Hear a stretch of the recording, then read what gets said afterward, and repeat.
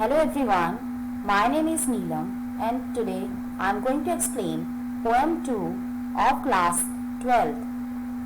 Its title is An Elementary School Classroom in a Slum, written by Stephen Spender. So let's begin. Introduction. The poem written by Stephen Spender describes the social inequalities which are prevailing in the society. In this poem, he describes the condition of the students of an elementary school which is situated in a slum area.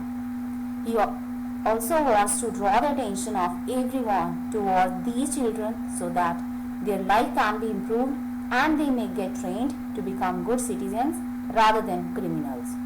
So, here in this poem, Stephen Spender wants to highlight the harsh realities of life as experienced by slum children.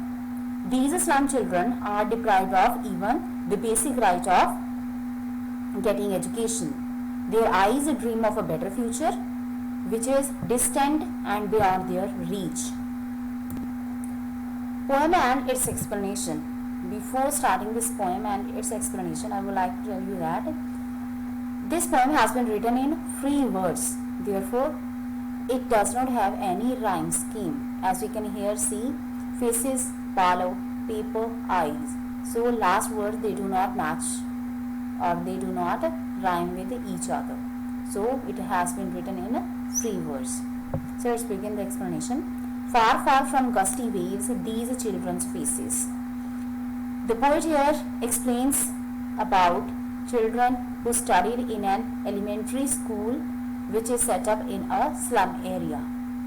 And the poet says that the faces of these children are dull and without any energy like other kids of their age. Like rootless weeds, the hair torn round their pallor. Pallor means pale coloring of the face, especially because of illness or fever. Pale face. So, the poet compares these children to unwanted weeds. Unwanted weeds are unwanted plants which grow on their own in the fields. The hair torn round their pallor. The children are untidy and they have not combed their hair and their hair falls on their face untidily. The tall girl with her weighed down head. Weighed down means burdened. A tall girl is also there in the same classroom who seems to be burdened by poverty. Her head is bent either of tiredness or shame. And apart from it, there is another boy, the paper seeming boy with rat's eyes. Then the poet explains about another boy who is also weak and thin and also timid and has been compared to a sheet of paper. So here it means that as thin as the paper or the sheet of the paper is, same was the health of this boy. He was also too weak and too thin. And boy's eyes reflect greed and he wants to achieve everything. And boy's eyes are compared with the eyes of rat. As rat's eyes always eager for food, same the paper seeming boy also eager to get something in his life, whether it is food or contentment. Let's move further. The stunted, unlucky heir of twisted bones reciting a father's gnarled disease. Stunted means not properly grown or developed. Heir means successor. And gnarled means twisted or rough, covered with hard lumps. So here the poet tells us that there is another student who is physically disabled. This boy is unlucky because instead of getting any facility from his father, he has received a disease in heritage. Here we can say that his body was deformed. Moreover, what he was doing, this stunted and unlucky boy, he was sitting on his bench and is reciting his lesson. At the back of the gym class, one unnoted, sweet and young. His eyes live in a dream of squirrel's game in tree room other than this. So at the back of the class, the poet notices one boy in the gym dark area who was not visible to the poet as he was sitting in the darkness, but still what the poet observes, the poet could see his eyes which were bright and full of a dream. He was not paying attention to the class. It seemed as if he was interested in playing with squirrels in the tree house. So overall we can say that those who are sitting in the classroom, these students are uninterested in learning because they are suffering from malnutrition. Some of them are not having their physical well-being, and others, those who are having physical well-being but they are uninterested to learn. So in stanza 1 and 2, literary devices used are simile. Children are compared with a rootless weed. Metaphor, the boy is compared with paper as he is thin. And repetition, the use of word far to stress on the distance, far, far away from gusty waves. On sour cream walls, donations. So the walls of the school are cream in color, like the color of the sour cream. The walls are covered with different charts and images that must have been donated by different people. Then after, Shakespeare's head cloudless at dawn, civilized dome riding all cities. So there is a picture of Shakespeare on the wall. His head, which is bald, looks like the rising sun at the horizon. At the time of daybreak, dawn is early morning time when the sun rises. The sun is rising at the horizon and is a semicircular like a dome shape. Civilized dome, half a circle, that is semicircle. It seems to be behind all the cities. Belle de Florie, Terrellis Valley. Terrellis Valley is a famous, beautiful valley in Australia. Then there is a picture of famous Terrellis Valley which has beautiful flowers. Open-handed map awarding the world its own. There is also image of a map which helps all in its own way. Image of Shakespeare, Terrellis Valley and open-handed map are hung on the wall of a elementary school classroom. Let's continue. And yet for these children, these windows, not this map, their world. So the students who are learning in school classroom, for these children the map of the world is irrelevant. How it is irrelevant? Because they are living in slum, and this slum is different from what is shown in the map. Map is very wide. It shows many of the opportunities, many of the cities, many of the countries, but this map is irrelevant to them. This is of no use to these people living in slums, where all their futures painted with the fog. Painted with the fog means it is very blurred. So their world is only what they see out of the window of the classroom. What is their world? It is the slum. Their future is full of darkness. It is dull. A narrow street sealed in with a lead sky. Lead here means dull, dark.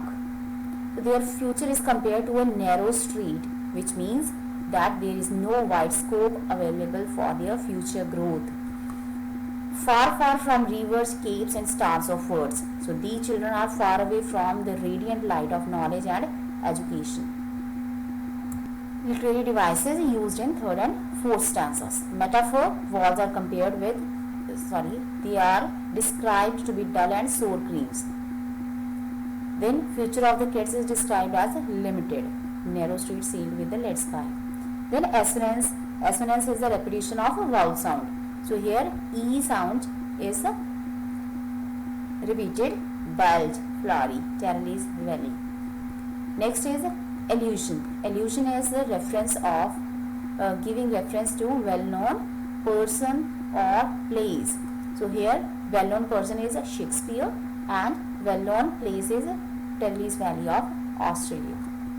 Then repetition. Again forward is repeated, far, far from rivers, capes, etc. Surely Shakespeare is wicked, the map a bad example. So how Shakespeare is wicked and the map a bad example? because the children living in the slum area have faced so many hardships. Hardships means the difficulties, that they feel every other person to be their enemy. Especially for them, Shakespeare is an evil man, because they feel cheated on being deprived of the skills of Shakespeare. Moreover, with the ships and sun and love tempting them to steal. So they also feel cheated on being deprived of the skills of Shakespeare, ships, and the thrilling sensation of the sun, and tender emotions of love, etc. They only know one sensation, that is hunger.